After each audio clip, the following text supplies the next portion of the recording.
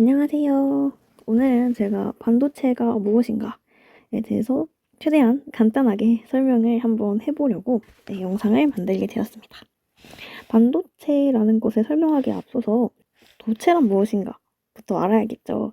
물론 모든 사람들이 대부분 도체가 무엇인지 잘 알고 있겠지만 물리적으로 좀 더 설명을 해야 합니다. 자, 그러면 도체란 무엇인가? 라고 했을 때 쉽게 떠올릴 수 있는 것이 구리가 되겠죠. 구리가 도선이니까요. 그렇다면 도선이 하는 역할은 뭐죠? 바로 도체란 그 물질 내부에서 전자가 쉽게 이동이 가능한 물질이에요. 즉, 전류가 흐르는 물질이라고 설명을 해볼 수 있겠죠. 자, 그렇다면 전류가 흐를 수 있는 물질이라는 것은 과연 어떤 걸 의미할까요? 이는 물체 내부에서 전자가 자유롭게 이동할 수 있는 물질이라는 의미입니다. 여러분, 모든 물질은 원자로 이루어져 있죠. 그리고 그 원자는 원자핵과 그리고 전자로 이루어져 있어요. 모든 물질이요. 자, 그렇다면 이 전자가 이런 원자가 가득가득 모여있는 그런 물질 내에서 자유롭게 움직이고 싶어도 이런 핵과 충돌을 하거나 혹은 핵 내에 이렇게 핵 주변에 계속 묶여있기 때문에 자유롭게 움직이지 못할 수도 있잖아요. 그러나 이러한 도체는 그런 일이 일어나지 않고 전자가 매우 자유롭게 이동을 할 수 있습니다. 그렇다면 그것이 어떻게 가능할지 한번 조금 더 설명을 해볼게요. 제가 원자 3개를 그렸고요. 그 주변에 전자 1개가 돌고 있는 상황을 한번 그려봤어요. 일단 물질이 도체가 되기 위한 조건 중에서 전자가 자유롭게 이동해야 하는 조건이 있는데 그 조건이 지켜지기 위해서는 이렇게 전자가 1개만 있는 상황이 유리해요. 최외곽 전자가 1개만 있는 상황이요. 자, 그럼 제가 이런 원자들을 지금은 3개만 그렸지만 이게 끝없이 이렇게 주기적으로 지금 분포가 돼 있다고 그런 구조를 이루고 있는 어떤 물질이라고 상상을 해볼게요.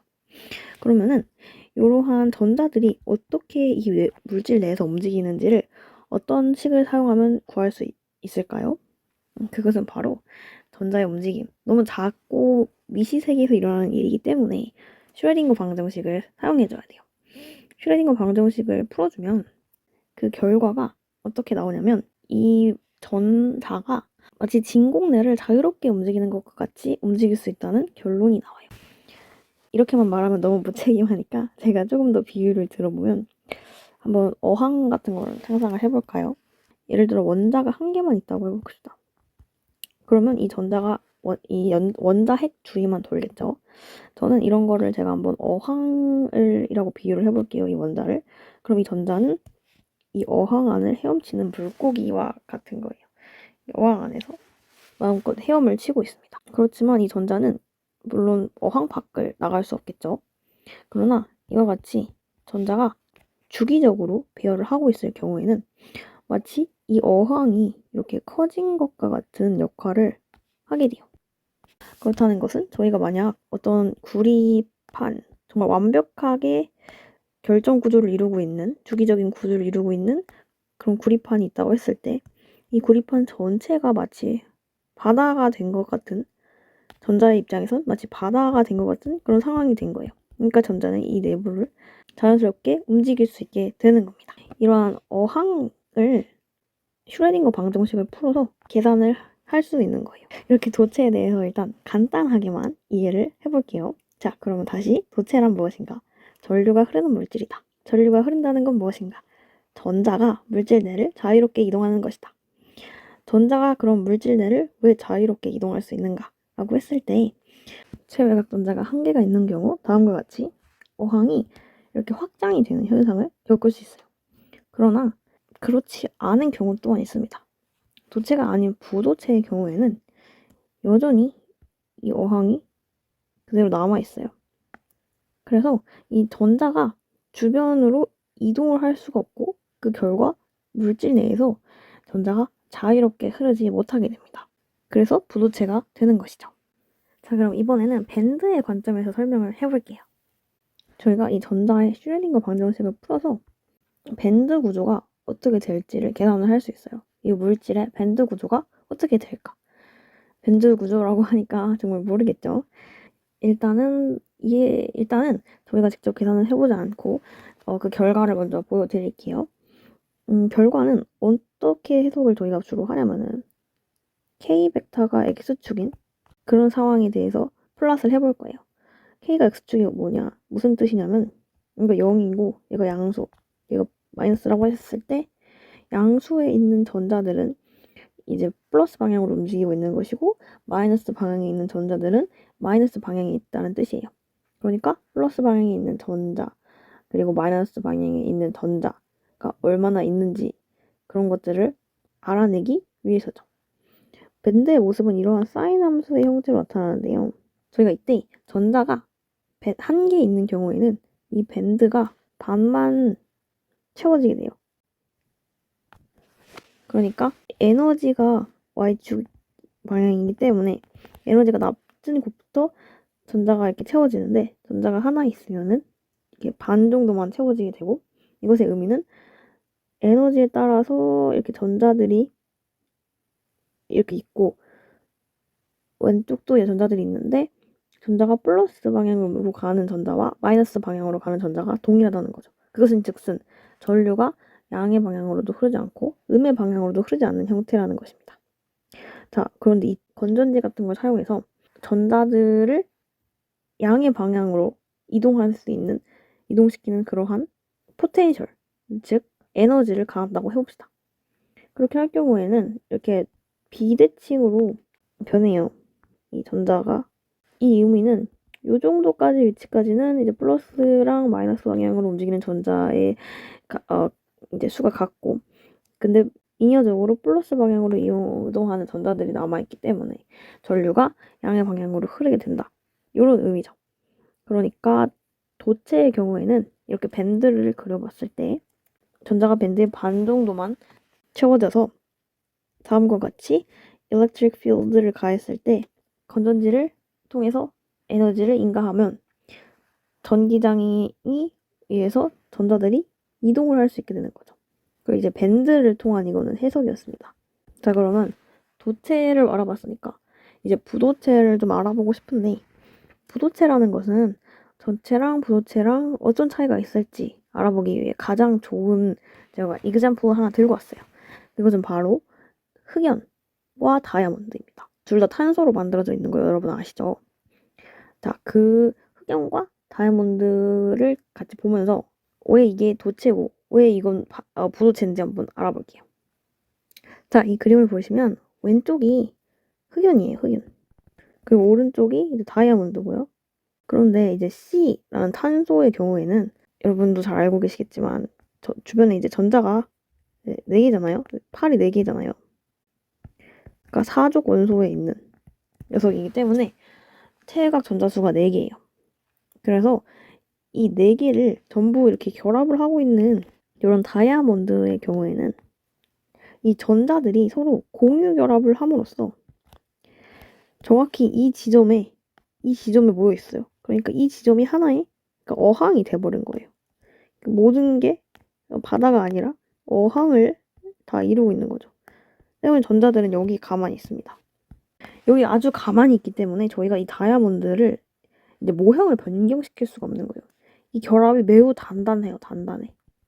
반면에 이 그래파이트, 즉 흑연의 경우에는 이렇게 3개만 공유 결합을 하고 있잖아요. 주변과 이렇게 단단한 공유 결합을 3개만 하고 있기 때문에 전자가 1개 남습니다. 전자가 1개 남는 것은 사실 자기들끼리 또 새로운 어항을 만드는데 그 어항이 어떻게 생겼냐면 약간 요렇게 생겼어요. 그러니까 위아래로 이렇게. 여러분 제가 어항이라고 비유하고 있는 게 오비탈이에요. 오비탈. 오비탈이 뭔지 모르시는 경우들을 대비해서 그래도 여러분 고등학생 때 아마 화학 시간에 오비탈에 대해서 배웠을 것 같아요. 자, 이렇게 생긴 오비탈, 즉 어항들을 갖게 되는데 이 안에 이제 하나 남은 전환자가 이렇게 들어있겠죠. 그런데 얘네들은 제일 처음에 봤던 전자처럼 이제 서로 같이 있으면 결합을 해요. 결합을 해가지고 요렇게 모양을 만들어요. 그러니까 이러한 이 팔자 모양대로 전자들이 여기 아래에도 똑같고 자유롭게 움직일 수 있는 겁니다. 그래서 이 흑연은 도체예요, 도체. 그래서 흑연의 재밌는 점은 흑연이 잘 부스러지잖아요. 그 부스러지는 이유가 흑연의 한 층 한 층 사이에는 반데르발스라는 힘으로 결합되어 있는데 이 힘이 결합할 수 있는 그 결합 힘 중에 가장 약해요. 그렇기 때문에 아주 쉽게 부스러지게 된답니다. 그에 비해서 요런 공유 결합은 정말 단단하기 때문에 다이아몬드 공유 결합 좀 단단하기 때문에 얘네들은 잘 안 부서지고요. 이제 얘네들만 부서지는 거죠. 그러니까 얘네들이 슬라이스가 되겠죠. 얘네 이렇게 힘을 가하는. 그래서 같은 C, 즉 탄소라도 구조에 따라서 부도체가 되기도 하고 도체가 되기도 하는 거죠. 그렇다면은 여러분 오늘의 주제였던 반도체는 뭘까? 반도체. 반도체는 반만 도체다 이렇다기보다는 도체와 비슷하다. 세미컨덕터. 그래서 세미컨덕터예요. 어느 정도 도체랑 비슷하다. 제가 앞서서 이런 오비탈적인 모양으로 뭐 어항을 비유하면서도 설명을 드렸지만 사실 밴드라는 것을 이제 계산을 해서 어떤 밴드의 모습을 통해서도 이제 설명을 이제 드렸었잖아요. 자, 요거 두 개서도 밴드를 좀 언급을 하자면 이 그래파이트 같은 경우에는 역시 아까와 동일하게 이제 밴드가 뭐 요런 사실 이건 그래핀의 밴드 모양인데 밴드가 요런 모양입니다. 그리고 전자가 이제 한 개씩 있다 했잖아요. 요 오비탈 안에. 그래서 반만 채워져 있어요. 그리고 electric field, 즉 전기장이 가해졌을 때 얘네들이 이 밴드의 위쪽으로도 올라갈 수 있는 그런 기회가 생기고 때문에 오른쪽이든 왼쪽이든 양의 방향이든 음의 방향이든 전자들이 이동을 할 수 있는 것이죠. 그 반해서 다이아몬드 같은 경우에는 이 모양에 갭이 있어요. 갭. 그래서 전자가 이 밑에 차 있는데 electric field를 아무리 가해도 얘네들이 한쪽이 더 많아질 수 있는 방법이 없는 거예요. 왜냐면은 얘네들이 오른쪽으로 이렇게 이동을 해도 또 왼쪽에서 오른쪽으로 오는 전자들이 있기 때문에 전체적으로 이 K에 해당하는 이 오른쪽에 플러스 방향으로 이동하는 전야와 마이너스 방향으로 이동하는 전야가 동일해서 아무런 변화가 없고요. 이 위에는 이제 전자가 없는 그냥 비어있는 밴드만이 이렇게 남아있는 것입니다. 그래서 이러한 갭이 존재하는 경우 이 경우를 이제 부도체라고 할 수 있어요. 그렇다면 부도체와 반도체의 차이는 이 갭의 크기가 반도체는 상대적으로 작은 것이죠. 그러니까 이게 갭이 이렇게 없는 경우와 또 이렇게 갭이 큰 경우 요 사이에 갭이 작은 경우 부도체가 있는 겁니다. 사실 다이아몬드의 밴드의 모습은 요거하고는 달라요. 그렇지만 이제 요거는 좀 간단하게 그냥 보자고 만든 거예요. 제가 아무래도 괜히 이제 밴드까지 데리고 와서 뭔가 설명이 너무 장황해진 것 같아요. 그쵸? 최대한 간단하게 하고 싶었으니까. 일단 마무리로, 다시 한번 부도체와 이제 도체에 대해서 설명을 하고, 그렇다면 반도체는 이 중간의 특성이다. 근데 반도체가 중간의 특성인데, 반도체의 정의를 내릴 때에는 그 사이 갭이라는 것을 정의 내리는 게 사실 필요해서 어쩔 수 없이 이제 밴드에 대해서 언급을 할 수밖에 없었어요. 자, 그럼 이번엔 반도체의 재료로 주로 쓰이는 실리콘을 한번 볼게요. 실리콘 역시 주기율표 상에서 사족에 해당해요. 그래서 탄소와 같은 쪽에 해당하고 때문에 전자를 주변 최각 전자수가 4개죠. 그런데 실리콘의 결정 구조 또한 이렇게 보시면 4개로 서로 공유 결합을 하고 있죠. 주변에 있는 녀석들이랑. 즉 탄소의 다이아몬드와 같은 형태를 하고 있는 거예요. 그렇기 때문에 실리콘 또한 어떻게 보면은 부도체죠. 부도체인데 부도체가 이제 반도체가 될 수 있었던 이유는 바로 에너지 갭, 그 갭이 부도체에 비해, 즉 다이아몬드에 비해 더 작아서 반도체로 불리는 것입니다. 에너지 갭이 작으면 좋은 점이 에너지를 일정 수준 이상 가해주면은 전류가 흐를 수 있는 공간이 확보가 된다는 거예요. 그림을 하나 더 보여드릴게요. 자, 이 그림은 에너지 갭에 해당하는 것을 좀 더 직관적으로 잘 보여주는 거예요. 맨 왼쪽은 메탈 세미컨덕터 반도체고요. 그리고 인슐레이터 부도체입니다. 부도체의 경우에는 에너지 갭이 너무 커서 이 전자들이 모두 아래에 있는 밴드에 꽉 차 있어서 그 상태로 움직이지 못해요. 전자가 자유롭게 움직이려면은 특정한 이제 공간이 있어야 되잖아요. 근데 공간이 아예 없는 상황을 한번 상상해 보시면 좀 편할 것 같아요. 그런데 이 위쪽으로 올라가면 그나마 이제 자유롭게 움직일 수 있을 거라 하더라도 이 갭을 넘기가 너무 어려운 겁니다. 예를 들어서 이 밑에 있는 전자에 아무리 에너지를 가해줘도 이 갭 이상의 에너지가 들어가지 않는 이상 전자의 이동은 불가능해요. 저희가 계단을 올라갈 때 계단에 한 칸을 올라갈 수 있지 반 칸을 올라갈 수는 없는 것과 같은 위치입니다. 그에 반해서 세미컨덕터, 즉 반도체는 이 갭의 크기가 상대적으로 작아요. 그래서 어느 정도의 에너지를 가하면은 이 밑에 있는 전자들이 위에 있는 밴드로 이동을 할 수 있어요. 그렇게 되면은 이 위에서 또 자유롭게 이동을 할 수 있겠죠. 그래서 반도체라고 불리는 거예요. 필요에 의해서 도체로 바꿨다가 다시 부도체로 바꿨다가 이렇게 바꿀 수 있기 때문에 반도체인 겁니다.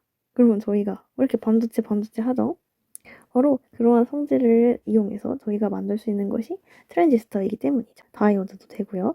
그래서 그 재료로 저희가 이렇게 실리콘을 항상 사용하는 거예요. 실리콘은 모래에서 구할 수 있죠. 그래서 구하기가 너무너무 쉽고 또 상대적으로 이제 가공하는 거에도 이점이 많기 때문에 저희가 이런 실리콘 웨이퍼 이런 걸 사용해서 반도체를 제조하는 겁니다.